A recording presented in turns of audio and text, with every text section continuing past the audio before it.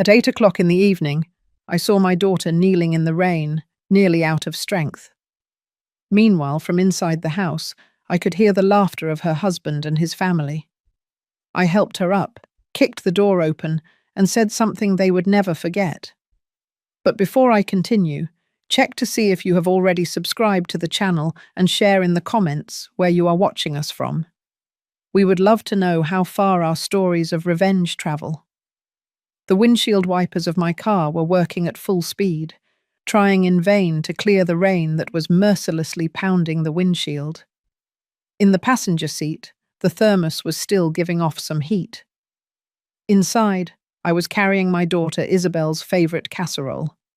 She is 3 months pregnant, suffering from constant nausea and a poor appetite. I was just hoping a little of her homemade comfort food might help her eat something. The car stopped in front of the gate of the Thompson family's house in Beverly Hills. Even under the downpour, I could hear the loud music, laughter, and the clinking of glasses coming from inside. They were having a party. I rang the doorbell for the first time. No one came out. I waited 1 minute and pressed the button again, this time for longer. Nothing changed. The worry began to grow in my chest. Had no one truly heard the bell? I took a step back, pulled my phone from my purse, and dialed Isabel's number. No one answered. Suddenly, the ringing cut off and went straight to voicemail. "Hi, this is Isabel." My heart sank. A cold shiver ran down my spine. A mother's instinct, that impossible to explain inner voice, was screaming inside me that something was terribly wrong. I ran to the living room window and pressed my face against the cold glass. The yellow light from inside illuminated an elegant scene. Jackson, my son-in-law, was sitting comfortably on the leather sofa, his eyes fixed on the television, the video game controller clenched between his fingers. His mother, Mrs. Thompson, stood beside him, sipping wine and chatting animatedly with some unfamiliar guests. Everything seemed normal, a typical gathering of wealthy people. But where was Isabel? Why wasn't she with them? I decided to walk around the house to the backyard, where there was a small side gate Isabel had shown me once. Luckily, it wasn't locked. I pushed hard, and under the dim light spilling from the window, I saw her. My heart stopped. Under the rain falling from the roof, my daughter was kneeling on the freezing flagstone patio. The floral dress she had tried on so happily last week was soaked, clinging to her thin body, outlining her barely there baby bump. Water streamed down her cheeks, mixing with her tears, making it impossible for me to distinguish one from the other. Her entire body was shaking uncontrollably, her lips blue, her hands clasped tightly over her legs. A choked cry escaped my chest. I ran to her, knelt by her side and hugged her with all my strength. "Isa, my baby. Oh my God. What happened, my love?" She lifted her head. Her eyes were open, but empty, lost. Her lips moved, her broken voice barely overcoming the sound of the rain. "Mom, I only bought a maternity dress. That's all." Such a simple, innocent sentence ignited the volcano sleeping inside me. I took off my coat and wrapped it around her trembling body. I lifted her into my arms. All the accumulated strength and fury, that of a former taekwondo athlete, that of a mother seeing her daughter humiliated, concentrated in my right leg. With a single kick, I blew the back door off its hinges. Pieces of wood flew into the luxurious living room. The noise, the music, the laughter, everything stopped abruptly. More than a dozen stares were fixed on me, soaking wet, holding my barely conscious daughter. Jackson jumped, dropping his game controller. Mrs. Thompson let go of her wine glass. I walked in, spitting out every word with a voice hoarse with rage, echoing throughout the room. "God will not forgive this cruelty." No one dared to say a word. Jackson looked at me, and in his gaze there was no remorse, only annoyance at the interruption. Mrs. Thompson looked down at Isabel in my arms, with eyes as cold as ice, without a shred of compassion. The guests stood there, motionless, like stone statues. I understood everything. In this place, with these people, there was nothing left to say. My fury meant nothing to them. The only thing that mattered now was my daughter, and the grandchild who was yet to be born. I hugged her tightly, turned, and ran back into the rain, without looking back even once. I had to get her to the hospital, immediately. The car sped off into the darkness. I didn't dare look in the rearview mirror. I couldn't face the image of my daughter huddled, shaking in the back seat. Her soft, broken sobs were like thousands of needles piercing my heart. The hospital lights appeared before me like an oasis. I slammed on the brakes, rushed out, and opened the back door to support Isabel's weak body. Immediately, nurses and doctors rushed toward us. The white light blinded me, and the smell of disinfectant hit me hard. They put the girl on a gurney, and the wheels squeaked across the floor as they urgently pushed her inside. "Are you family? Please wait outside," a nurse shouted. And then the spring-loaded door slammed shut, leaving me alone in that empty hallway. I felt all my strength drain away. I dropped onto a cold plastic chair, my body still trembling. It wasn't from the cold, although my clothes were still soaked, but from a silent rage that was boiling inside me. I had failed. I swore to protect her, but I let her fall into the hands of another monster. A young, kind nurse approached with a thin blanket and a mug of hot tea. "Have some, it will help you warm up."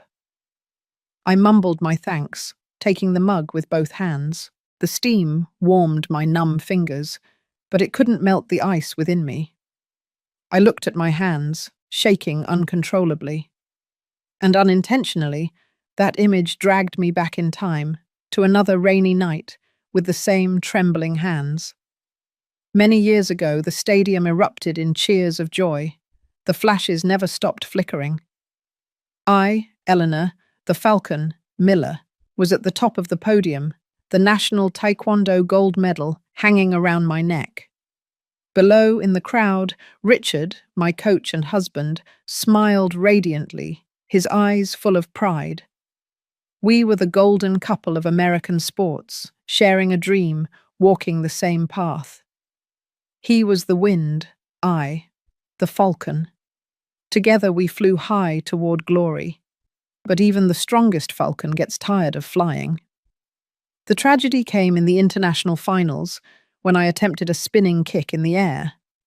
I heard a dry crack in my left knee before my brain could register the agonizing pain. My career, our dream, ended that day, on a floor drenched in sweat and tears. Richard couldn't accept the reality. He couldn't bear the Olympic ticket slipping away seconds before reaching it. The falcon had lost her wings, and to the man who once cared for them with so much love, I was now nothing more than dead weight. The broken dream transformed him into another person. Days of passionate training were replaced by empty bottles rolling under the bed. Sweet words of encouragement turned into poisonous reproaches. "Useless," he used to mutter when he was drunk. "Because of one stumble by you, you ruined my whole life."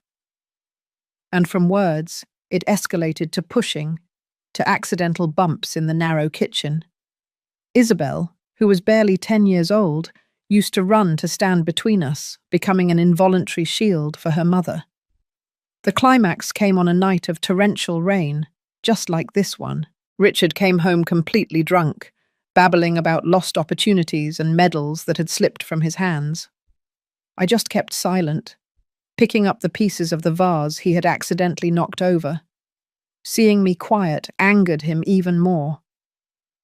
"Are you mute? Or do you feel very satisfied? You're drunk. You need to rest, Richard," I said softly. That sentence, a display of concern, became the spark that ignited his fury. A searing slap crossed my face. "You have no right to tell me what to do," he roared. At that instant, Isabel ran out of the room, her face pale with fear. She stretched out her small arms and screamed. "Dad, don't hit Mum! Go to your room!" Richard roared and pushed her aside with a swing of his hand. It was an accidental but cruel blow. The girl lost her balance and fell backward. A dry sound echoed.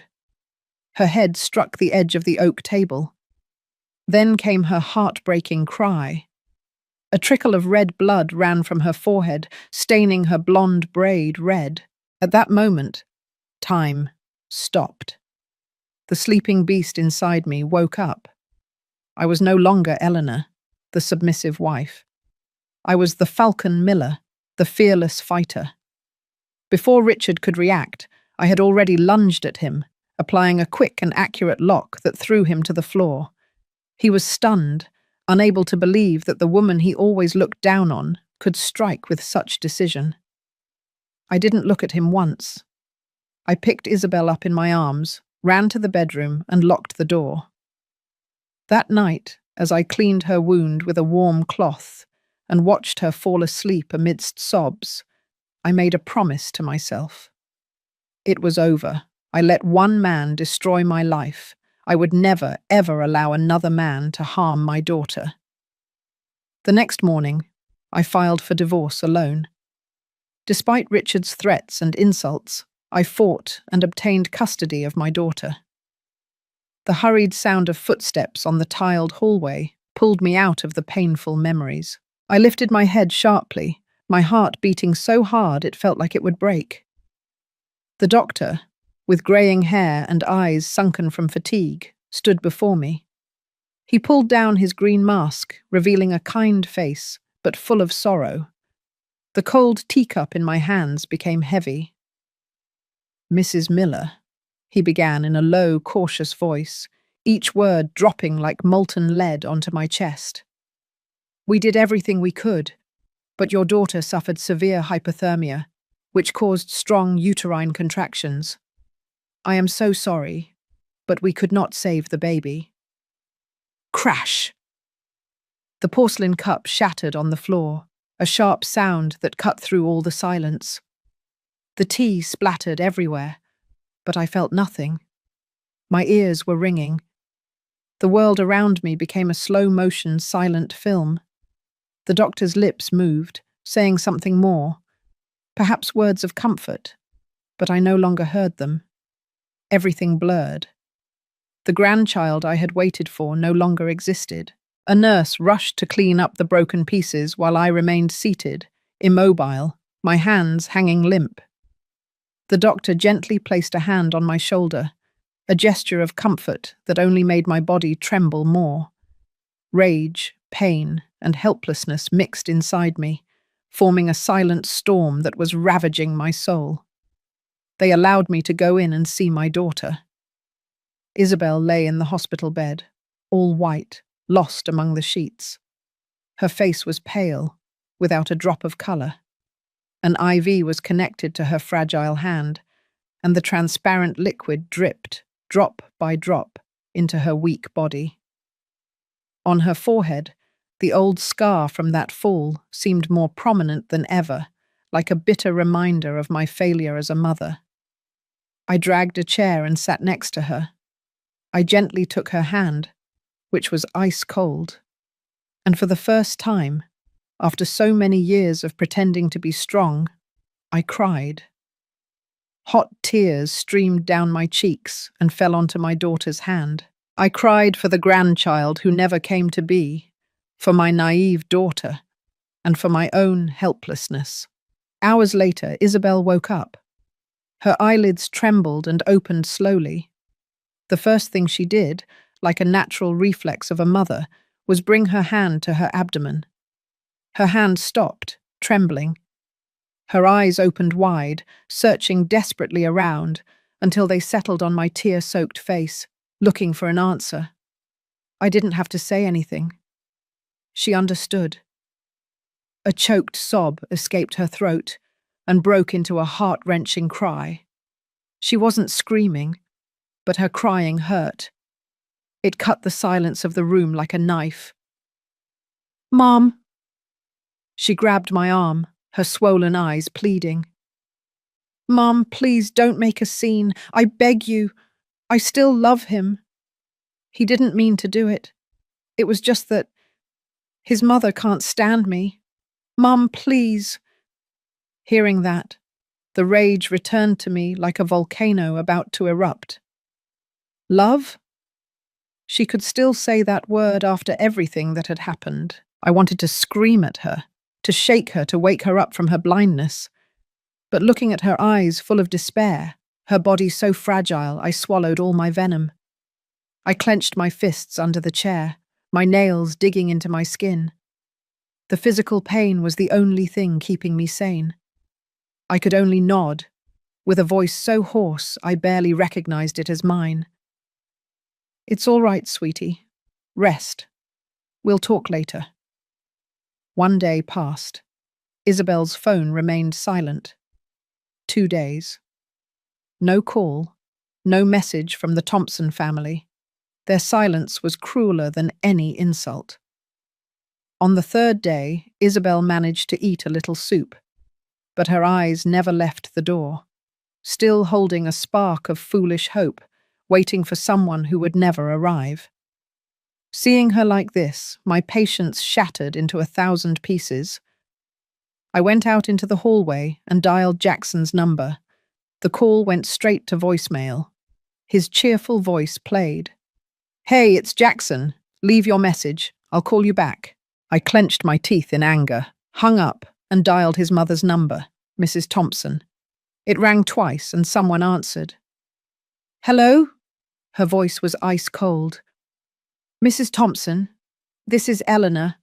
Isabel is—" Tut, tut, tut. She had hung up. That was the last straw. I asked the nurse to watch over my daughter for a moment and left the hospital like a storm. I drove straight to Beverly Hills, toward the house that now only filled me with hatred. This time I didn't ring the bell. I pounded with my fists, again and again, against the solid oak door. After a while, the door opened.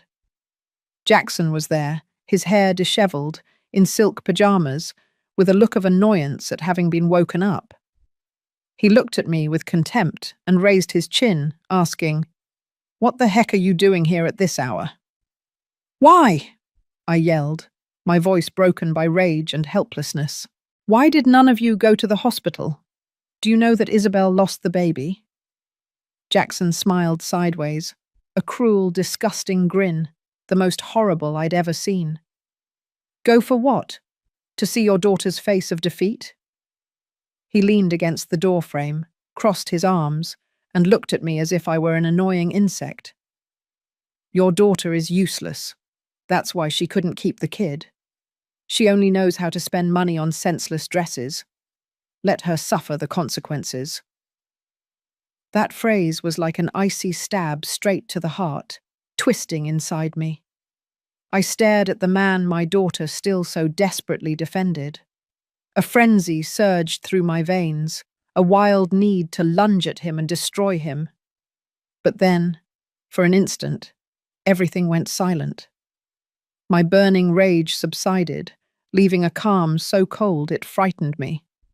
My blood seemed to stop. I felt nothing anymore, only a sharp clarity. I didn't say another word. I just stared into his eyes, a look that instantly erased his smile. Then I turned and walked away. This war, whether Isabel wanted it or not, I would fight myself. As I stumbled toward the car, my hands shaking as I searched for the keys in my pocket, my eyes drifted across the street. And then, through the white curtain of rain, I saw a small red dot blinking steadily under the roof of Mr. Peterson's house, directly across from the Thompsons, a new security camera. A flash of hope, faint but bright, ignited in the darkness of my despair. I stood motionless, and the memories flooded back. Last week, when I brought food to Isabel, she told me that Mr. Peterson, the neighbour, was fed up with the petty thefts in the neighbourhood, so he had spent a fortune on a camera system around his house. "It never hurts to be cautious," he had said. Without thinking, I crossed the street. My heart pounded against my chest, every beat filled with hope. Mr. Peterson, a kindly retired professor, was on the porch, carefully shielding some geranium pots from the downpour. Seeing me soaked and distraught, he dropped his pruning shears, alarmed. "Mrs. Miller? What's wrong? You don't look well." My throat seized up. I tried to speak, but the words broke into sobs. I could only point toward the Thompson mansion and shake my head, helpless. Mr. Peterson didn't ask any more questions. His eyes, full of experience, seemed to understand. Without a word, he helped me inside. He made me sit in a plush armchair and went to prepare a cup of chamomile tea. "Drink this. It will warm you up, and then you can tell me," he said gently. The heat of the tea spread through my body, bringing back a little calm. I told him everything, from arriving and seeing Isabel kneeling in the rain to Jackson's cruel words. My voice trembled and broke, but I tried to recount every detail clearly. Mr. Peterson listened in silence. His kind face darkened, his silver eyebrows furrowed. He didn't offer empty words of comfort. Instead, he stood up. "Let me see," he said decisively. He led me to his study, where there was a large computer with a modern screen. He sat down, typed quickly, and lines of code and images flashed before us. "The camera behind my house points directly at the Thompsons' backyard. It has a very wide angle," he explained. He rewound the recording of the rainy night 3 days ago. My heart hammered uncontrollably in my chest. Each click of the old man's mouse was like a hammer blow to my nerves. And then it appeared. That horrifying scene showed up on the screen with cruel clarity, more real than in my own memories, which were blurred by panic. It was my daughter, kneeling under the eaves, shaking incessantly, alone and broken. The wide-angle camera had captured all the savage indifference of those inside. I clearly saw Mrs. Thompson's silhouette pass in front of the living room window, a glass of wine in her hand. She glanced outside, and then turned away with complete indifference, as if she were seeing something unimportant.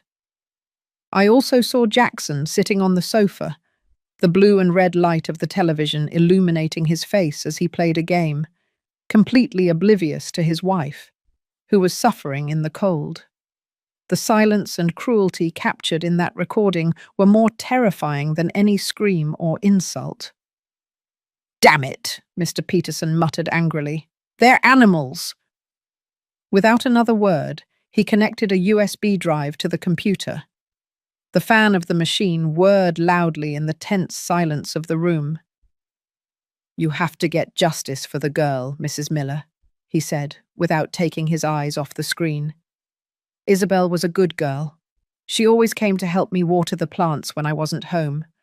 I never imagined she would have to suffer something so terrible." Net. He copied the video, carefully pasted a label with the date onto the USB, and handed it to me. I took it. It was small, but it weighed as much as my daughter's fate. The next day, when I was sure Isabel was being cared for by a nurse and sleeping soundly, I took the USB drive to the office of the lawyer Amy Miller. She was a woman famous for her intelligence and toughness, recommended by an old friend from the Taekwondo team. Her office was on the top floor of a modern, minimalist, and cold building, just like her. Amy Miller had short hair and sharp, blade-like eyes. She invited me to sit down. She listened to my whole story without interrupting, without showing any emotion. Then, without a word, She connected the drive to her slim laptop. She watched the video. Her face remained serene, but I noticed how her delicate fingers tightened. When she finished, she closed the computer, laced her hands together, and looked directly at me. "This video carries a lot of weight," she said in a firm, professional voice.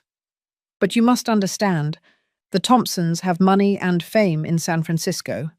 They won't sit idly by. If you want justice, you'll have to fight. It will be a tough battle." "I don't care," I replied, with a determination I didn't remember ever feeling. The warmth of the tea, the fury of Mr. Peterson, and Amy's calm had given me strength. "I've already lost my grandchild. I don't intend to lose my daughter's honor too." Amy nodded.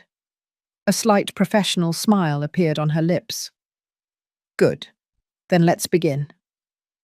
She drafted a legal letter, declaring my intention to sue for psychological abuse and damages to a pregnant woman's health that resulted in serious consequences.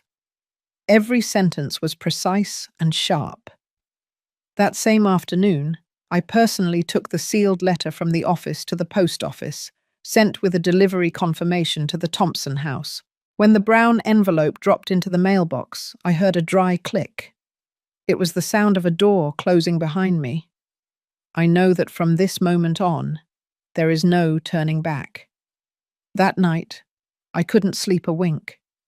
The tapping of the late fall rain on the window no longer sounded like a cleansing of the soul, but like a sad, endless melody that reminded me of the image of Isabel collapsed on her knees in the darkness. I tossed and turned in bed, and every time I closed my eyes, I saw the girl looking at me with those empty eyes, her lips blue.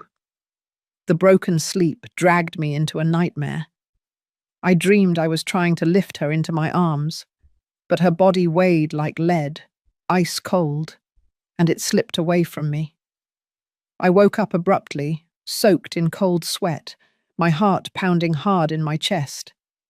The clock read 3 o'clock in the morning. Something in the air of the house had changed. A dense, suffocating stillness. I shivered. I covered my head with the blanket, trying to push away the feeling of danger that was creeping into every corner of my body. At dawn, the unease was still there, clinging to me. I tried to ignore it, telling myself I was just too stressed. I prepared some hot chicken soup and some clean clothes to take to Isabel at the hospital. As always, before leaving, I checked my purse, wallet, phone, keys. But wait, where was the silver USB drive Mr. Peterson gave me? I remembered perfectly storing it carefully in the internal zippered compartment of my purse, right after leaving lawyer Amy's office. A small panic began to rise. I dumped the entire contents of my purse onto the dining table: lipstick, keys, crumpled receipts, but no USB. Impossible. I started searching the entire living room, opening drawers, lifting the couch cushions. Nothing. My heart was pounding hard. Could I have lost it somewhere? I ran to my bedroom, hoping I had absent-mindedly left it on the dresser. But what I saw was the closet door ajar, even though I was sure I had closed it before sleeping. A chill ran down my spine. I held my breath, approached slowly, and threw open the closet door. The clothes were messed up, thrown around without order. The cardboard box where I kept documents, which was usually on top of the closet, was on the bed, open. All the pregnancy papers, Isabel's initial medical reports, the evidence Amy asked me to keep. Everything was gone. My house had been broken into. My legs gave out. I had to lean on the edge of the bed to keep from falling. The thief hadn't taken money or any valuables.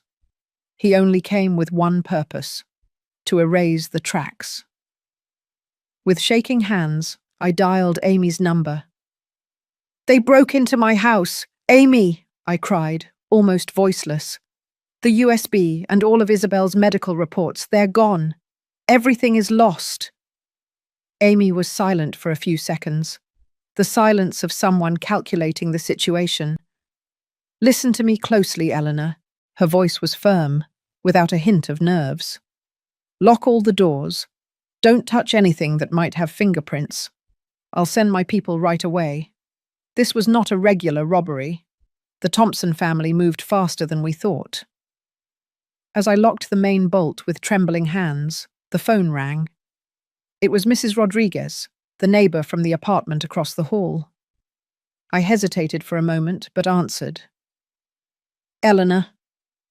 Her voice sounded unsure, with a tone of contained curiosity. Look, your daughter Isabel. Is she okay? This morning I went to the market near the church, and the vendors were talking a lot. They were saying the girl made up the pregnancy to get money from her husband that they found out, and now she's causing a scandal to play the victim.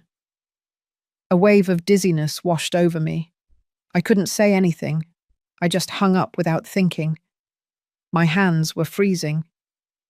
Before I could react, another call came in, this time from a distant relative in Miami. The story was similar, but now it was embellished with even more poisonous details.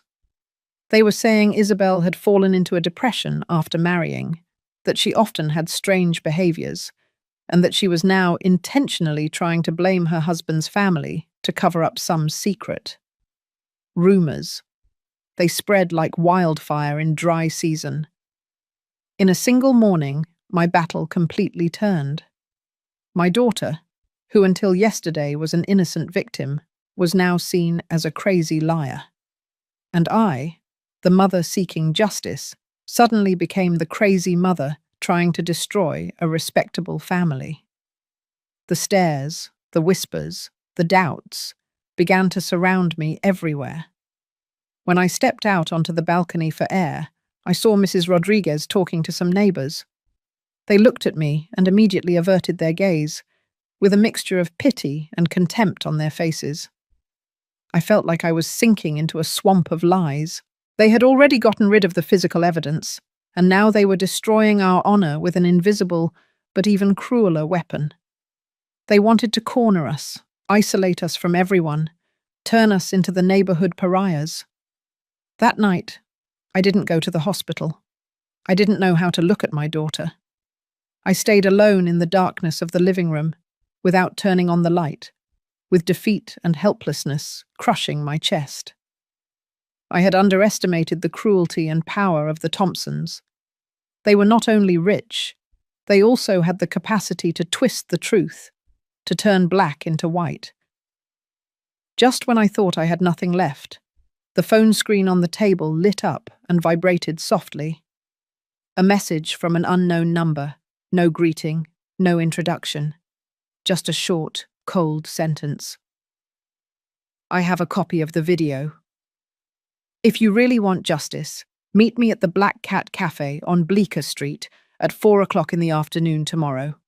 Come alone. I felt my heart stop for a second, and then it started beating hard. Hope? Or one more trap? A more sophisticated one? Why would they want to lure me out of my hiding place? But at that moment, what more did I have to lose? Whether it was a spark of light or the blade of a knife waiting for me, I knew I had to go. It could be my last chance. The Black Cat Cafe was small and old, hidden in a secluded alley off the bustling commercial street, Bleecker Street. It seemed to belong to another world, detached from the noise and ostentation outside.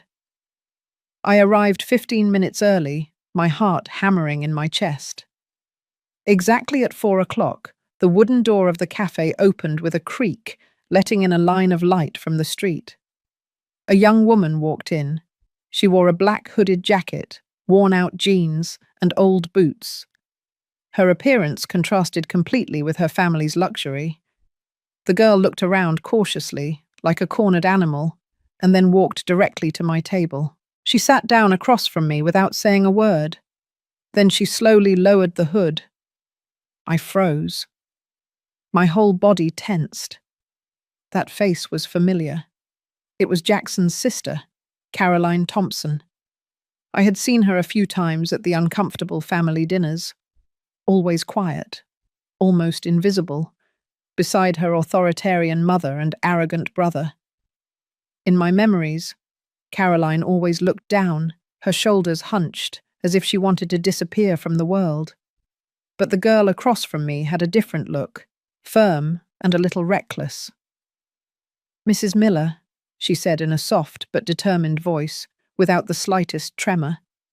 She closed her fist and placed a black USB drive on the wooden table, pushing it toward me. "This is what you need." I stared at the USB. Then I looked at her, my head spinning. "Why?" It was the only word I could utter. The doubt inside me was stronger than the surprise. Was it another trap? A plan to make me fall? Caroline sighed, a heavy sigh, as if releasing all the weight she had been carrying. Her large, dark eyes were filled with sadness. "Because my mother was wrong, and my brother was too," she said with a quiet voice, but one in which I could feel a contained fury. "And I can't stay silent while they destroy one more innocent person." She began to speak, and her story painted a completely different portrait of life behind the luxurious gates of the Thompson family. Her dream of becoming an investigative journalist was ruthlessly crushed by Mrs. Thompson right after she graduated from college. "That's not a dignified profession for a Thompson," her mother had told her. She forced her to leave college and take art and etiquette classes, preparing her to marry the son of a wealthy associate. When Caroline refused, her mother locked her in the house, cut up her credit cards, and took away her phone. For my mother, children are just tools to achieve her goals, pieces on the board of her ambition, Caroline said bitterly.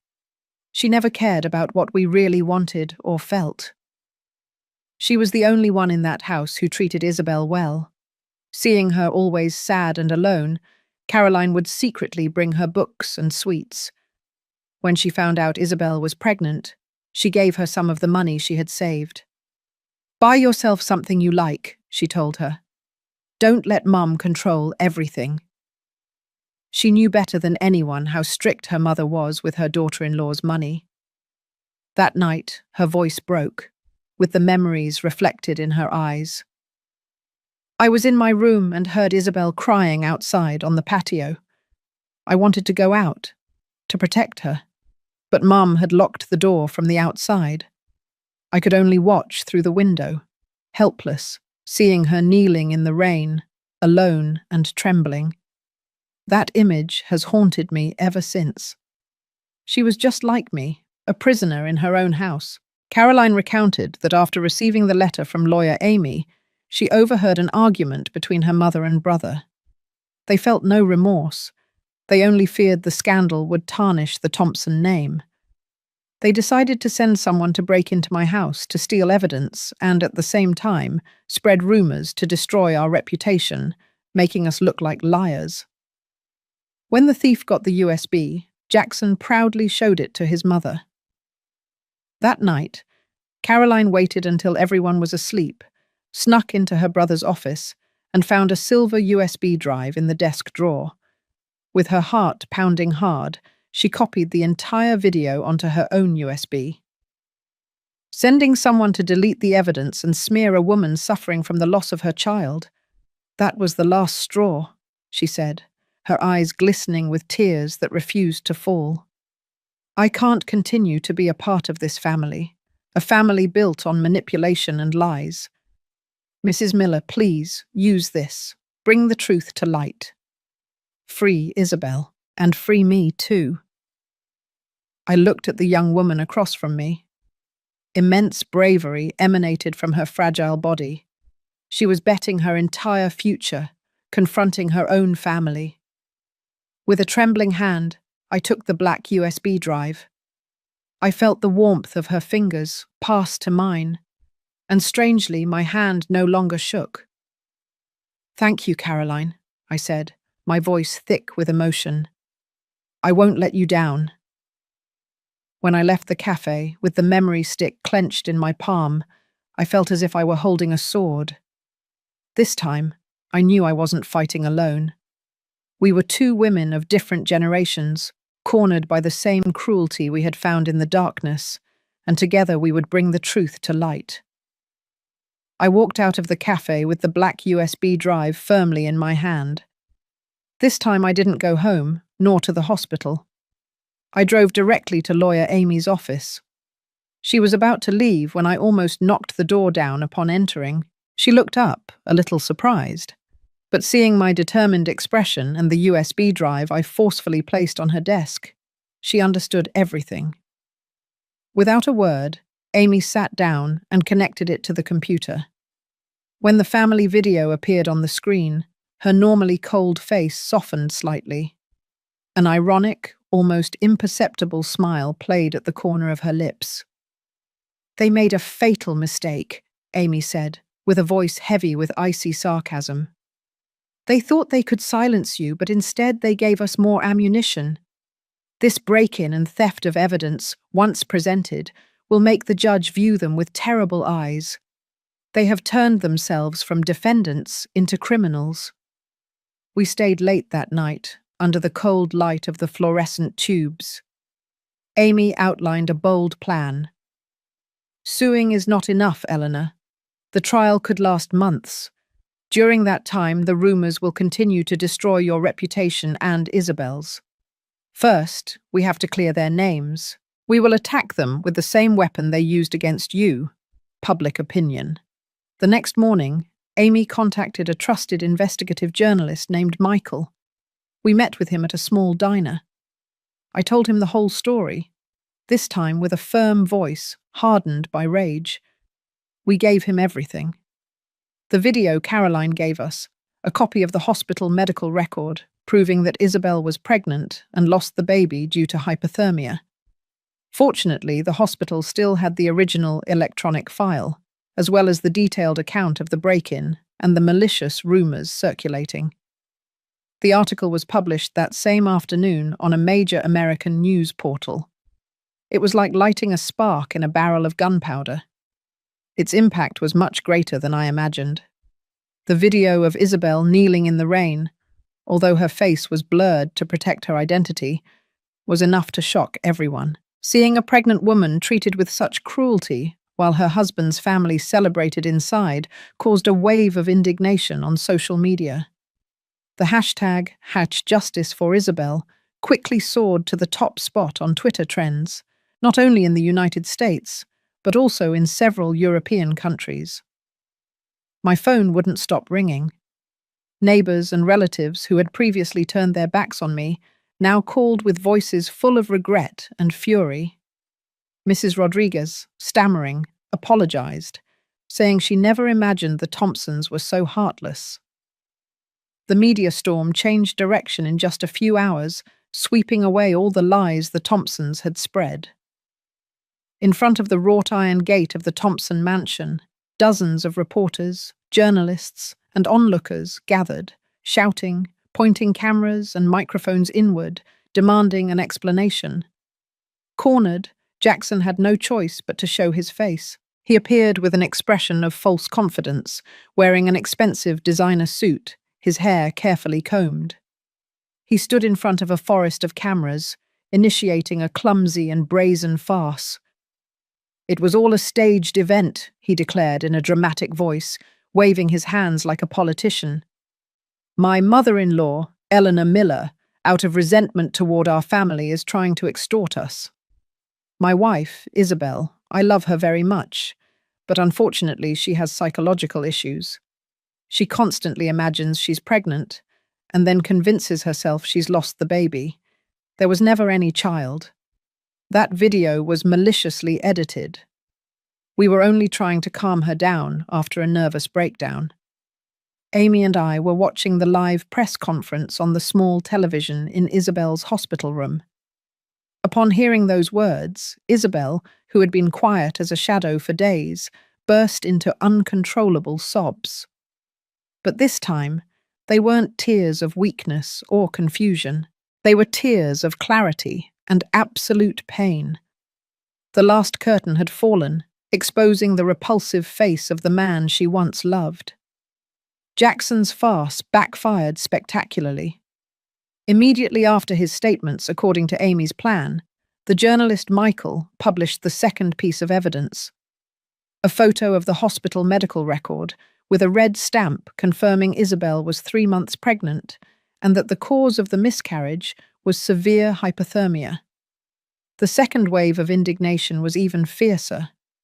Jackson, from being an abuser, became a cowardly liar in the eyes of public opinion. The people's anger exploded. They began to throw rotten eggs, tomatoes, and bags of garbage at the doors of the Thompson house. The screams of baby killer and liar echoed throughout the formerly quiet, affluent neighborhood.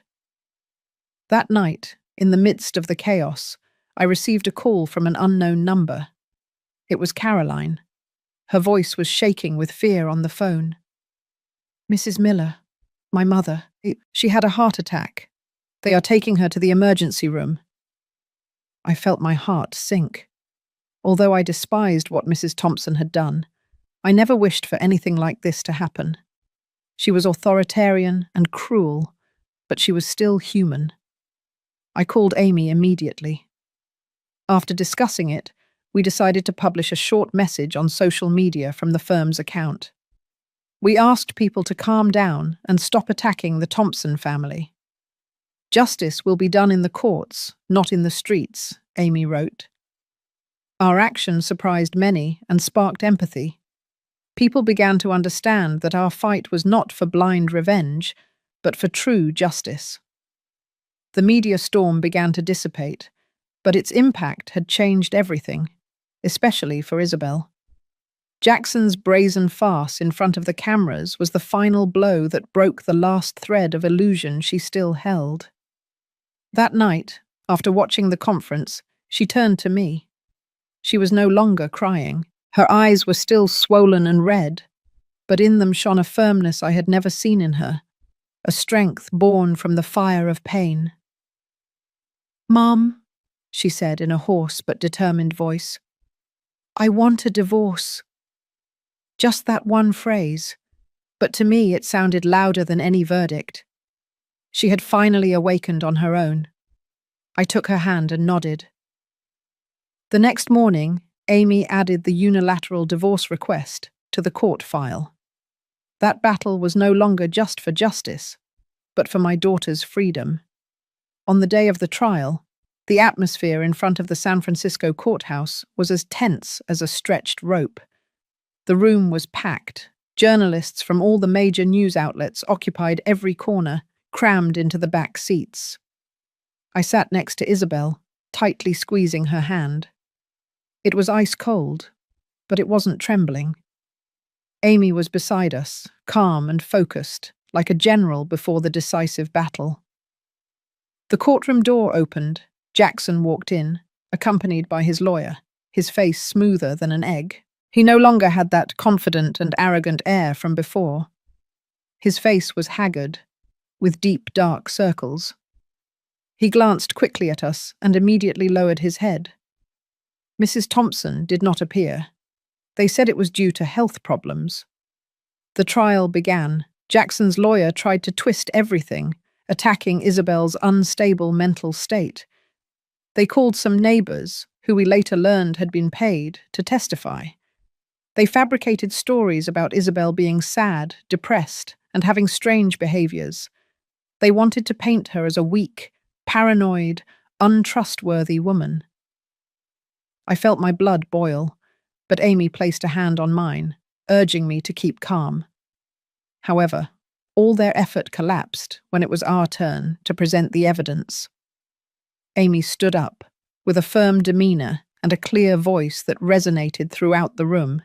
She showed the original video. The entire courtroom fell silent. Only the sound of the rain and the wind could be heard in the recording. On the large screen appeared the image of my daughter kneeling in the rain, silent, but with an accusatory power stronger than 1,000 words. I heard sobs among the audience. Some women couldn't hold back their tears. The judge, an older man with a stern face, watched intently, his brow furrowing more and more. "Your Honor," Amy said in a firm tone. "The evidence does not end here." She called the next witness. "Miss Caroline Thompson to the stand." The room filled with murmurs. Jackson lifted his head abruptly, his eyes blazing with surprise and fury. The side door opened and Caroline walked in. She wore a simple white blouse, black pants, and looked much more mature. Her face was serene. She faced her brother's furious gaze without wavering. She walked up to the stand, placed her hand on the Bible, and swore to tell the truth. In a clear and firm voice, she recounted everything that had happened. She spoke of her mother's suffocating control and her brother's violent and temperamental nature. She told how they treated Isabel like a maid, controlling her money, criticizing every piece of clothing she wore. She said it was she who copied and gave me the video after hearing how they planned to steal the evidence and smear our name. My brother said Isabel was useless, that she only wasted money on silly dresses, Caroline recounted, her voice trembling with emotion.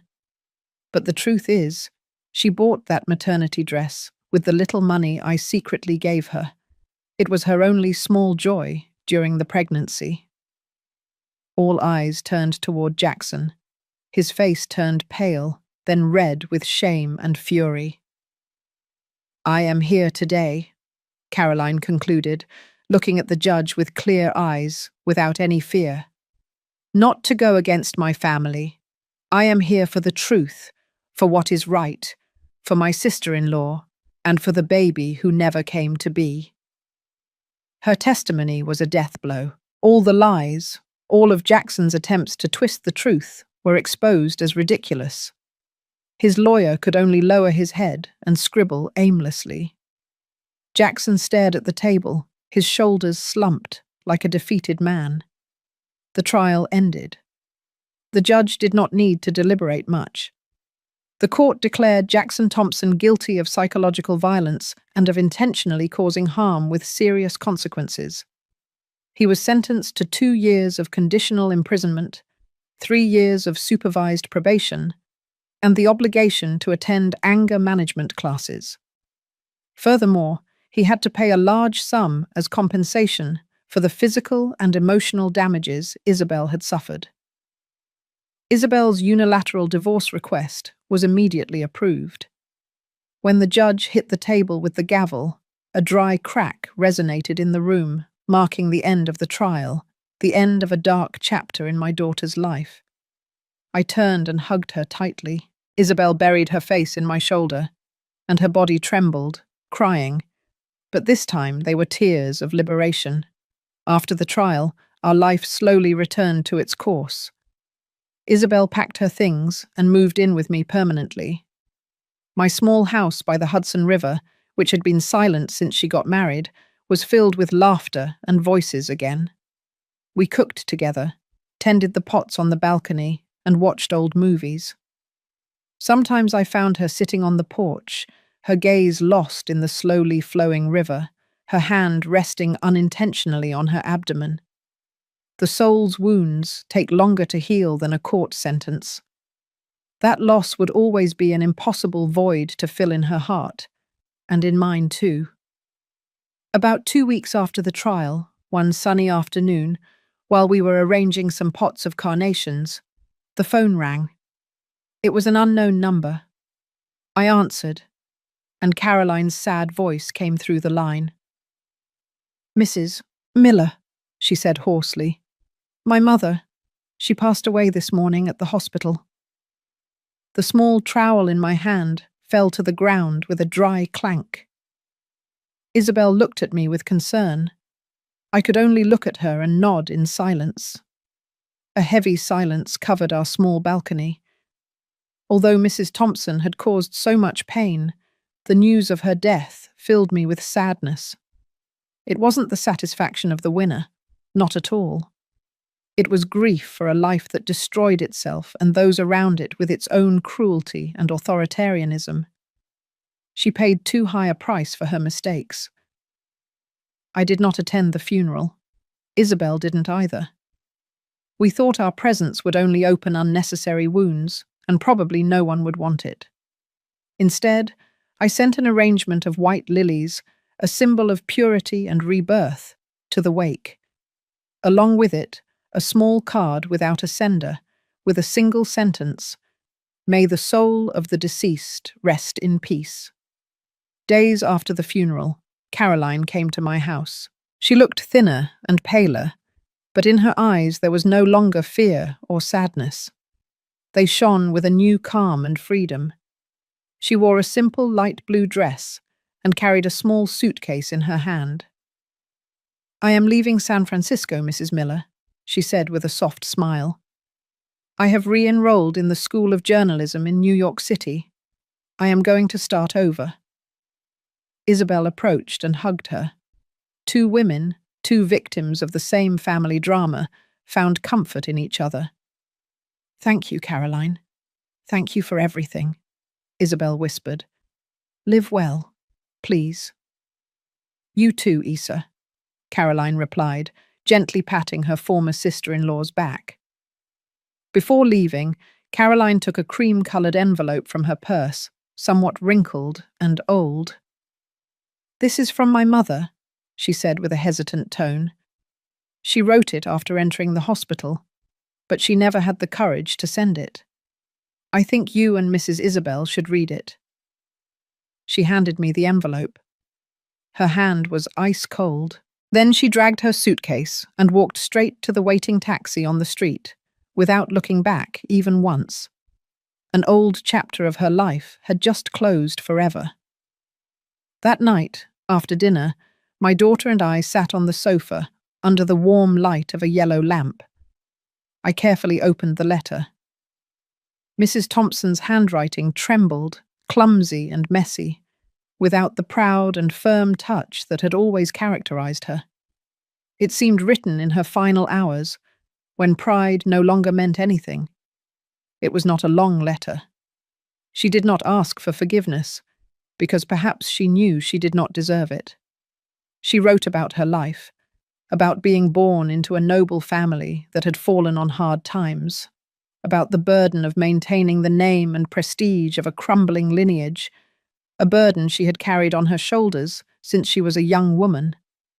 The fear of being looked down upon had turned her into a hard, controlling woman who saw her children as chess pieces to strengthen her position. She admitted having been wrong to try to turn Jackson and Caroline into puppets. And her biggest mistake, her unforgivable guilt, was having destroyed Isabel's life, indirectly snatching away her chance to be a mother. "My silence that rainy night," she wrote. "It was the stab that ended the life of my own grandchild." And at the end, in an almost illegible section, one could read, "I cannot repair what I did, nor bring the baby back to life, but I can prevent other women from going through the same thing." Along with the letter came a copy of her will. Mrs. Thompson had decided to leave almost all of her personal fortune, a considerable sum, to a foundation in California dedicated to protecting women and children who are victims of domestic violence. Isabel and I looked at each other, our eyes filled with tears. It was not a pardon. There are wounds that cannot be forgiven. But it was a belated attempt at redemption, the last effort to rescue a lost soul. The price of her mistakes was too high, but at least, at the end of the road, she chose to do something right. A year passed in the blink of an eye. San Francisco bloomed again in spring. The orange trees along the streets were covered with white blossoms, filling the air with a sweet, clean scent that crept into every corner, as if trying to erase the sorrows of the past. Isabel's life and mine had changed greatly. Mrs. Thompson's letter and act of atonement had allowed Isabel to let go of the last burden of resentment. She no longer lived trapped in the past. With the compensation from Jackson and a small capital I contributed, Isabel fulfilled the dream she had held for years. She opened a small fashion design studio, hidden on a cobblestone street in the old Greenwich Village neighborhood. She called it Rebirth. It wasn't just a name, it was a declaration. Her studio didn't follow flashy trends. She designed elegant and comfortable clothes that highlighted women's natural beauty, especially mothers. Isabel's maternity dresses were not only beautiful, but conveyed a feeling of tenderness and protection. At first, the business was difficult, but with talent and hard work, she gained loyal customers. They came to the studio not just to buy clothes, but to feel understood. I, a retired taekwondo athlete, ended up becoming her accidental manager. I took care of the accounts, the paperwork, and dealing with suppliers so she could dedicate herself completely to creating. Every day, seeing my daughter concentrated among the rolls of fabric and the sewing machine, seeing how her smile flourished again, I feel a peace I had never felt before. The faint scar on her forehead is still there, but it is no longer a reminder of pain, but a sign of the strength she carries within, of her ability to get up after falling. Sometimes we receive postcards from Caroline. They are postcards with images of squares and museums in New York City. She is a brilliant student and has already published her first investigative articles in the university magazine. She tells us about her free life, about her new friends, about the broad horizons that await her. We are happy for her. She had the courage to escape her golden cage, to pursue her own dream. One weekend afternoon in April, after the last customer left, my daughter and I were about to close the studio when it suddenly started to rain. The clear, firm drops hit the roof as if marking a rhythm. But this rain was not cold or sad like the one from years ago. It was fresh, clean, smelling of wet earth and new leaves, washing the dust off the cobblestone streets. It stopped as quickly as it came. The sky opened up again. The sun shone bright and warm.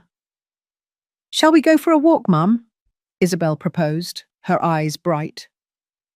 We walked together, shoulder to shoulder, along the bank of the Hudson River. The air after the rain felt pure, fresh. The sunset light fell on the wet pavement, reflecting sparkles as if someone had scattered thousands of diamonds. And then a beautiful, seven-colored rainbow appeared, crossing the sky and uniting the two banks of the river.